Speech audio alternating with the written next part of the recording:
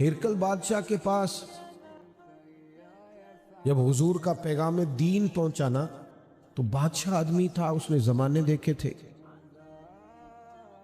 میری طرح کے سادہ لوگ کئی دفعہ کسی خاص نعرے سے متاثر ہوتے ہیں، جن لوگوں نے دنیا دیکھی ہو وہ ذرا غور و فکر کے بعد رزلٹ اور نتیجہ اخذ کرتے ہیں۔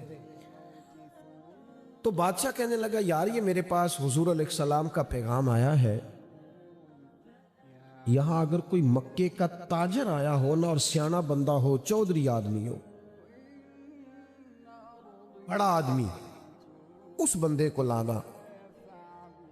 انہوں نے چونکہ تجارت کے لیے ہمیشہ کوئی نہ کوئی شاہ روم کے ہاں رہتا تھا، اس ملک میں لوگ گئے رہتے تھے، وہاں جب تلاش کیا تو پتہ چلا کہ ابو سفیان آئے ہیں، ابھی کلمہ نہیں پڑھتے تھے، وہ یہاں تجارت کے لیے آئے ہوئے۔ ان کو لے گئے بادشاہ کے پاس۔ بادشاہ نے نبی پاک علیہ السلام کے بارے میں تعارف پوچھا تو ابو سفیان کہنے لگے میرے رشتے میں بھتیجے ہیں۔ اب انہوں نے گفتگو شروع کی، وہ ایک بہت بڑا مکالمہ ہے کتب احادیث میں اور کتب سیرت میں صرف عنوان کی بات کرتا ہوں۔ ابو سفیان چونکہ ابھی مخالف تھے، مسلمان نہیں ہوئے تھے اور جنگوں میں آتے تھے، قیادت کرتے تھے، تو کہتے میں نے ایک اسی نظریے سے وہ زاویہ پیش کیا جس طرح کوئی مخالف پیش کرتا ہے، اسی نظریے سے حضور کے بارے میں بات کی۔ باتیں کرتے کرتے نا بادشاہ نے آخری سوال قائم کیا۔ بادشاہ کہنے لگا یہ بتائیں کہ وہ جس محبوب نے دعوی نبوت کیا ہے کیا کبھی انہوں نے جھوٹ بھی بولا ہے؟ یہ میں کوئی آپ کو جوش خطابت نہیں دکھا رہا، درد دل کا اظہار کر رہا ہوں، خدا را اپنی تو بات ہی نہیں کر رہا، رسول پاک کی کر رہا ہوں۔ جوانوں تھوڑی دیر موبائل چھوڑ کے ذرا غور کرنا کیا کہہ رہا ہوں۔ فرمایا کبھی، وہ یار کبھی زندگی ہے نا، تو وقت گزرتا ہے نا، لوگ بڑی بڑی بہانے بازی نہیں کرتے، اپنے ساتھ ہی روز صبح اٹھ کے جھوٹ نہیں بولتے، کبھی جھوٹ بھی بولا ہے۔ محل میں بڑے بڑے سیانے لوگ بیٹھے تھے، تورات زبور انجیل جاننے والے بھی، فقہا بھی، دانشور بھی، اور جنگی سپہ سالار بھی، پورا لشکر بیٹھا تھا۔ کبھی جھوٹ بھی بولا ہے؟ سناٹا چھا گیا۔ ابو سفیان کہتے ہیں میں چپ کر گیا، ایک لمحے کے لیے میں نے سوچا کہہ نہ دوں معاذ اللہ بولا ہے، پھر میرے اندر سے خیال آیا کہ یہ تو عرب کی وزاداری کے خلاف ہے، اور پھر میں ان کو معاذ اللہ جادوگر کہوں، شاعر کہوں، کاہن کروں تو شاید کوئی سوچے اور حضور نے جھوٹ بولا ہے، یہ تو مانیں گے کوئی نہیں۔ کہتے میں سوچ رہا تھا، بادشاہ پھر بولا، اس نے کہا سردار کیا سوچ رہے ہو؟ کیا کبھی جھوٹ بھی بولا ہے؟ تو ابو سفیان کہتے میرے ہاتھ میں چھڑی تھی، میں نے اٹھا کے زمین پہ رکھی اور میں اٹھ کے کھڑا ہوا، میں نے کہا بادشاہ میری مخالفت اپنی جگہ پہ، میں جنگوں میں ان کی مخالف قیادت ہوں، جنگ لڑتا آیا ہوں، وہ رشتے میں میرے بھتیجے ہیں، میں نے انہیں ان کی ماں کی گود میں بھی دیکھا ہے اور میں نے انہیں دادا کے کندھوں پر بھی دیکھا ہے، چچا کے گھر میں بھی دیکھا ہے، میں نے انہیں اپنی آنکھوں سے سیدہ ختیجہ کا دولہا بنے بھی دیکھا ہے، میں نے ان کی گود میں 4 بیٹیاں کھیلتے دیکھی ہیں۔ بادشاہ میرے وہ رشتے میں بھتیجے ہیں، میرے سامنے ان کے مقدس بال سفید ہوئے، ساری مخالفت اپنی جگہ پر ایک بات میں کہہ دوں، محمد عربی کی زبان سے جو نکلتا ہے حق اور سچ ہی نکلتا ہے۔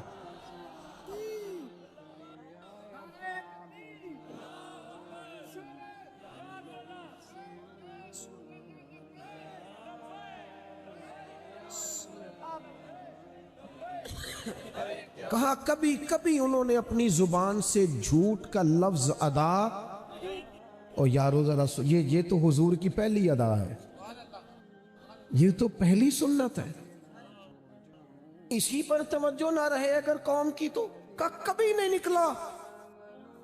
بادشاہ تھا نا، میں نے کہا عام آدمی کو متاثر کرنا آسان ہوتا ہے، اور وہ بادشاہ تو مطلق بادشاہ ہوتے تھے، ان کی تو پائے بڑے مضبوط ہوتے تھے کرسیوں کے۔ بادشاہ نے چادر اٹھائی، کندھے پہ رکھی، اور جب بادشاہ اپنے کمرے کی طرف پلٹا تو ابو سفیان کہنے لگے اتنے سوال اتنے جواب تو نتیجہ، اتنے سوال آپ نے قائم کیے اور میں نے جواب دی، کوئی نتیجہ؟ تو بادشاہ نے پلٹ کے دیکھا، کہنے لگا سردار نتیجہ تو نکل آیا نا یار۔ کہا کیا؟ کہا آپ نے کہا کبھی انہوں نے جھوٹ نہیں بولا، آپ نے کہا کبھی جھوٹ نہیں بولا۔ کہا کیا مطلب؟ کہنے لگے جس بندے نے کبھی بندوں سے جھوٹ نہیں بولا وہ یہ جھوٹ کیوں بولے گا کہ میں اللہ کا رسول بن کے آیا ہوں؟ اگر باقی ساری باتیں سچ ہیں تو یہ بھی مان لو وہ اللہ کے سچے رسول ہیں۔ اسیر دشمن کی چاہ میں بھی، مخالفوں کی نگاہ میں بھی، وہ امی ہے، صادق ہے، معتبر ہے، میرا پیغمبر عظیم تر ہے، میرا پیغمبر عظیم تر ہے۔ لگے جو مزدور شاہ ایسا، نہ دھن نہ دولت سربراہ ایسا، اس عرش نشی کا زمین پہ گھر ہے، میرا پیغمبر عظیم تر ہے۔ جب آپ احترام کرتے ہیں نا، یعنی ایک بندہ دیتا ہے مسجد میں چندہ اور ساتھ وہ خطیب صاحب کو کہتا ہے کہ اگلا جمعہ اس موضوع پہ پڑھانا، حالانکہ ان پڑھ بندہ ہے، مشورہ دیتا ہے کہ جناب فلانی فلانی تقریر بھی کیا کریں، اس سے نقصان کیا ہوتا ہے؟ محسوس ہوتا ہے کہ یہ نا اس کو ادب نہیں آتا، اس نے قدر نہیں جانی، لیکن لاکھوں خرچ کرتا ہے اور جب بات کرتا ہے تو اس کے دھلے ہوئے جملے ہوتے ہیں، اس کو لہجے کا وضو نصیب ہوتا ہے۔ وہ آگے کہتا ہے جناب اگر آپ مناسب سمجھیں تو ایک چھوٹی سی گزارش میری بھی مان لیں، تو آپ یقین کریں کہ وہ جس کو وہ کہہ رہا ہوتا ہے نا، وہ بات بھی مان لیتا ہے اور دعا بھی دیا کرتا ہے۔ اہل فضل کی کبھی بھی، بڑے لوگوں کی کبھی بھی بے ادبی نہ کریں۔ لوگوں نے اپنے من کی خواہشات کے لیے بڑے لوگوں کی بے ادبیاں شروع کی۔ یاد رکھنا، جو قوم اپنے بڑوں کی، اپنے اسلاف کی بے ادب ہو جاتی ہے، اس کی تاریخ مسخ کر دی جاتی ہے۔ کبھی بھی بے ادب نہ ہو۔ میرے نبی پاک علیہ السلام نے 2 جملے کہہ کے اس مضمون کو سمیٹ دیا، فرمایا جو چھوٹے پہ شفقت نہ کرے، بڑے کی عزت نہ کرے، ہم میں سے ہے ہی نہیں۔ اپنے بڑوں کا اکرام کریں، اپنے بڑوں کا، اپنے اساتذہ کا، مشائخ کا، امت کے بڑوں کا۔ لوگوں کی زبانیں کھل گئی ہیں اولیاء اللہ کے بارے میں، لوگوں کی زبانیں کھل گئی ہیں ائمہ مجتہدین کے بارے میں، لوگوں کی زبانیں کھلی تو ذرا سی اوقات نہیں آدمی کی اور وہ حضور کے صحابہ پہ بات کرتا ہے۔ تو دیکھ تو صحیح، اپنی حیثیت کا تو تعین کر۔ یہ تو وہ لوگ ہیں جنہیں چہرہ والضحیٰ دیکھ کر حضور کی نظر کرم نصیب ہوئی ہے، تو ان کے بارے میں بات کر رہا ہے۔ حضور کا ہر صحابی، دیکھو میں کیا کہہ رہا ہوں، اور آپ کبھی میرے جملوں پر غور کریں اور آپ میری باڈی لینگویج دیکھیں تو میں طاقت ایمان سے کہہ رہا ہوں، انشراح صدر سے کہہ رہا ہوں کہ مدینے والے کے ہر صحابی کا یہ مقام ہے کہ وہ آسمان ہدایت کے ستارے ہیں۔ اس لیے کبھی بھی ادھر ادھر کی کسی گمراہی کا شکار نہ ہونا۔ یہ لوگ تو اپنی چھوٹی سی دکانداری چلانے کے لیے امت کا سارا پیچھے کردار مشکوک کرنا چاہتے ہیں، اور یاد رکھنا صحیح العقیدہ ہونا چاہیے، بس صحیح العقیدہ ہونا چاہیے۔ اگر وہ صحیح العقیدہ ہو تو پتہ میرے امام نے کیا کہا ہے؟ بڑوں کو نہیں، فرمایا تیری نسل پاک میں ہے بچہ بچہ نور کا، ایک ایک بچہ تیری نسل پاک میں ہے بچہ بچہ نور کا، اور تو ہے عین نور، تیرا سب گھرانہ ہی نور کا۔ نے کہے تو بچے بچے کا احترام کریں گے، چھوٹے چھوٹوں کا ادب کریں گے، کیوں؟ اس لیے کہ حضور کی اولاد پاک ہے۔ ہم تو استاد کے بچے کا بڑا احترام کرتے ہیں، ہم تو شیخ کے بچے کا بڑا احترام کرتے ہیں، اور جو مدینے والے کی اولاد ہو اور اسلاں نال جے نیکی کریے تو نسلاں تاک نہیں بھول دے۔ ہم کیسے بھول سکتے ہیں حضور کی اولاد پاک کا احترام؟ لیکن کوئی ضروری ہے کہ آپ صحابہ کا ذکر کریں گے تو اس میں آپ اہل بیت کی تنقیص شان معاذ اللہ کریں گے، اور آپ اہل بیت کا تذکرہ کریں گے تو وہ صحابہ کی شان گھٹائے بغیر مکمل نہیں ہوگا۔ ایسی ناپاک جسارتوں سے امت کے اندر تکلیف بڑھتی ہے، آزمائش آتی ہے، اور پھر نئی نئی تحقیق کی ضرورت کیا ہے؟ تحقیق وہ ٹھیک نہیں جو داتا علی اجمیری نے کی ہے، جو خواجہ اجمیر نے کی ہے، جو امام ربانی نے کی ہے، جو امام احمد رضا فاضل بریلوی نے کی ہے۔ ادھر ادھر جانے کی کیا ضرورت؟ اس لیے پہلے تو اہل، اور دوسری بات، جتنے بھی اہل فضل تھے نا، وہ کئی دفعہ نا ابا جی اور چاچا جی کی لڑائی ہو رہی ہو نا، ابا اور چاچا کی، تو بیٹا چھلانگ لگا کے بیچ میں لڑائی میں اپنے ابا کی حمایت میں آ بھی جائے نا، چاچے کی مخالفت کرے، ابے کی حمایت میں بات کرے، تو والد صاحب وٹک پتہ کیا کہتے ہیں؟ چلے پتر تو چپ کرے، ساڈا پراواں پراواں دا مسئلہ، تو اپنے قد کاٹھ میں رہ، تو اپنی حیثیت میں رہ، تو چھوٹا ہے، تیرے والا مسئلہ۔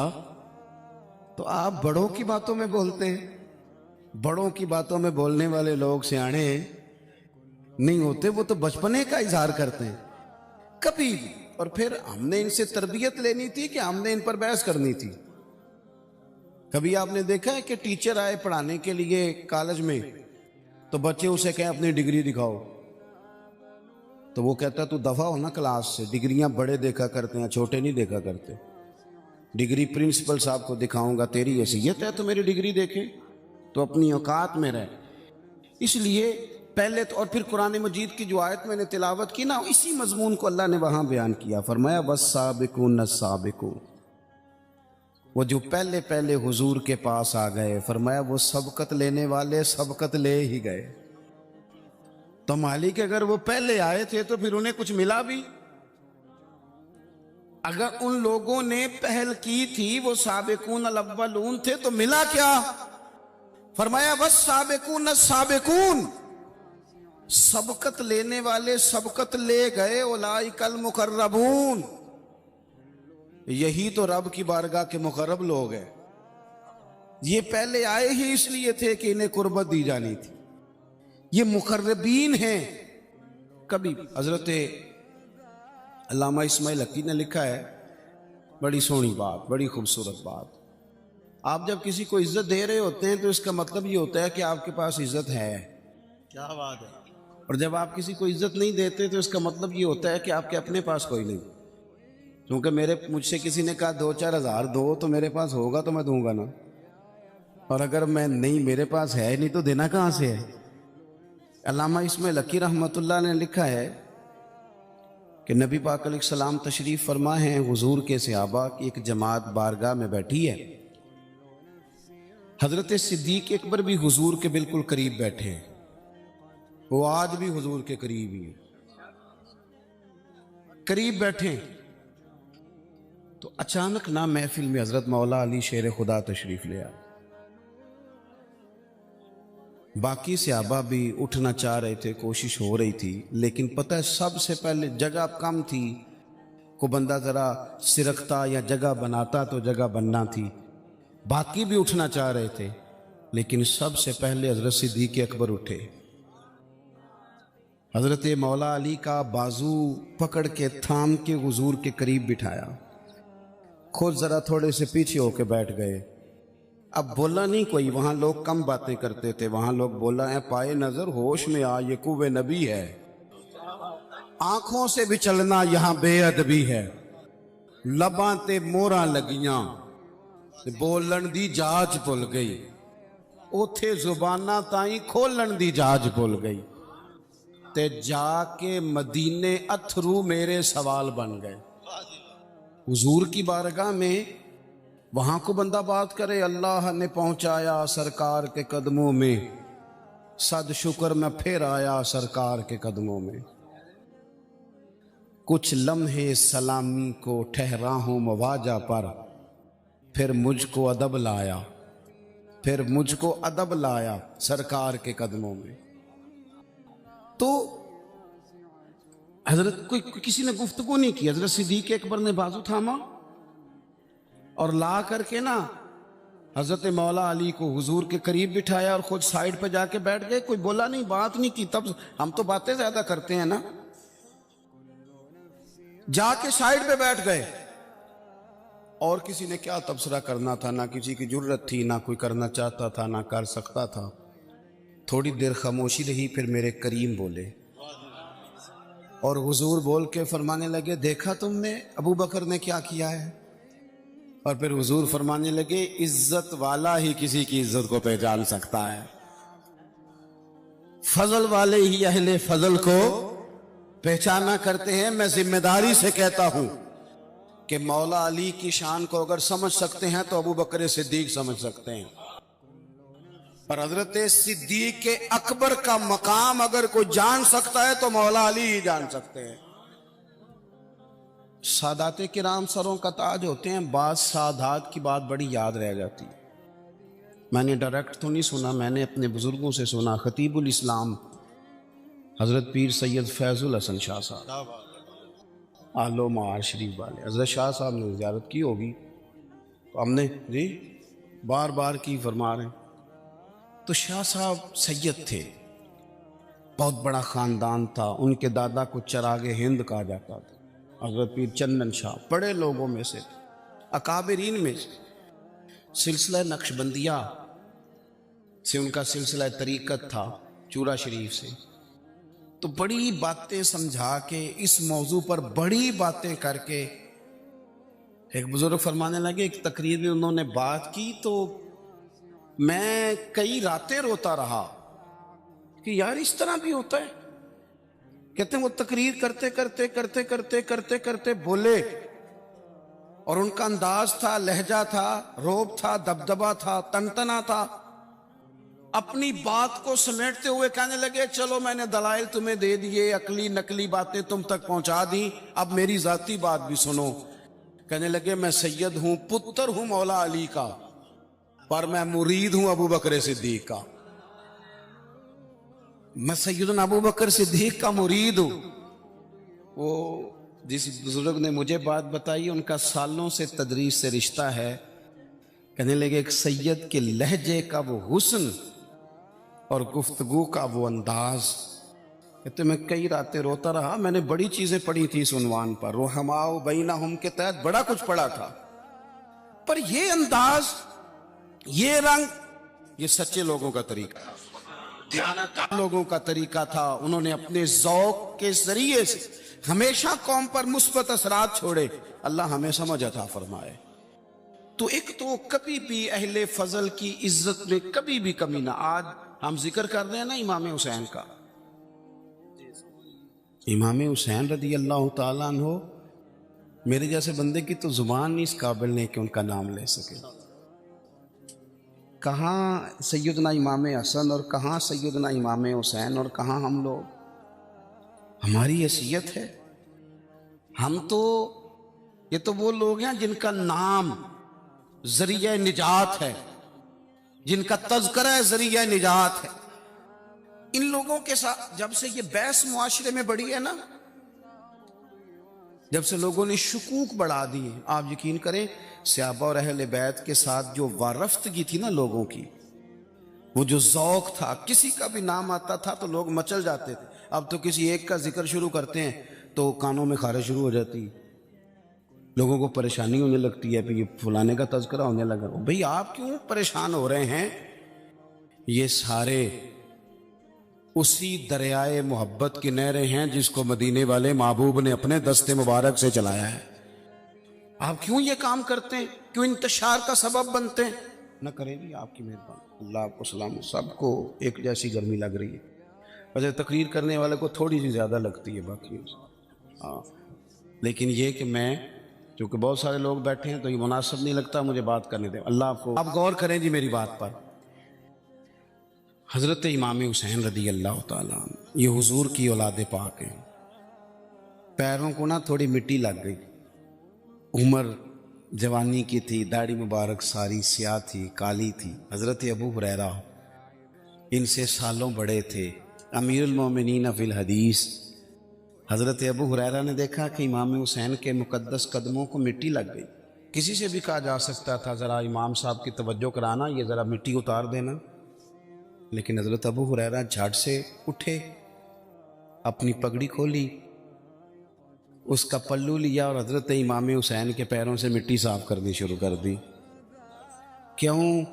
कि अहले फजल ही किसी की फजीलत को जान सकता है, इज्जत वाला ही किसी को इज्जत देता है, जिसके पास वकार हो। ओ मेरे संगियों, लोगों की बातों में ना आना, ये तुम्हें उलझा देंगे, ये तुम्हें तफरीक में डाल देंगे, ये इंतशार बर्पा करेंगे।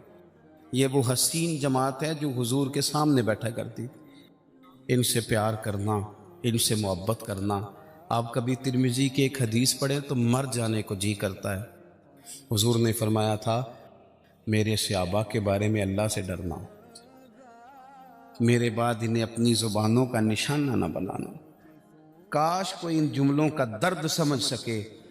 फरमाया रब से डरना, और करीम फरमाने लगे जिसने इनसे मोहब्बत की, मेरी मोहब्बत की वजह से मोहब्बत की, और जिसने इनसे अदावत रखी मेरी वजह से रखी। कभी भी किसी में, और जो हुजूर की औलाद है, सहाबा कराम ने एक जगह कुछ नजराना जमा किया और जमा करके कहा कि हुजूर की बारगाह में पेश करना है। अखराजात बहुत ज़्यादा हैं और ज़ाहिरी वसाइल उस तरतीब से नहीं हैं। ये नजराना हर महीने पेश करना है। जब वो लेके हुजूर की बारगाह में गए ना, तो अल्लाह ने कुरान नाजिल कर दिया। फरमाया महबूब इनसे कह दो, ला अस्अलुकुम अलैहि अजरा, मैं तबलीग दीन पर तुमसे कोई अजर नहीं मांगता, इल्लल मवद्दत फिल कुर्बा, बस मेरे करीबियों से प्यार करते रहना, मेरे करीबियों से मोहब्बत करना, प्यार करना करीबियों से। ये अलीउल मुर्तज़ा हैं, ये फातिमा हैं, ये इनका ख़ानदान है, ये खतीजा हैं, ये आयशा हैं, ये मैमूना है, ये अफसा है, इनसे प्यार करना, मेरे करीबियों से मोहब्बत करना। हमारे दिलों में हुजूर की औलाद का प्यार होना चाहिए, तबीयतों में एहतराम होना चाहिए, हमारा मिजाज, हमारा दिल उनके लिए धड़कना चाहिए, हमारे लहजे, हमारे अंदाज हमेशा उनके हक में नरम होने चाहिए। मैं कह चुका हूं, सैयद का सिर्फ अकीदा ठीक होना शर्त है, बाकी आप तहकीक और तफ्तीश में ना पड़े, वो जाने रब जाने।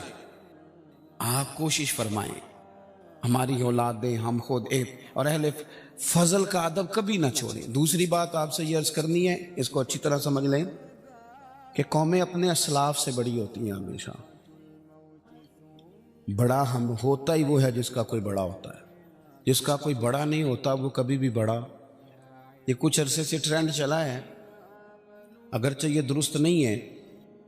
आप किसी सुनार की दुकान पे जाएं तो उसने अपने पीछे ना अपने वालिद साहब की और दादा की फ़ोटो लगाई होती है।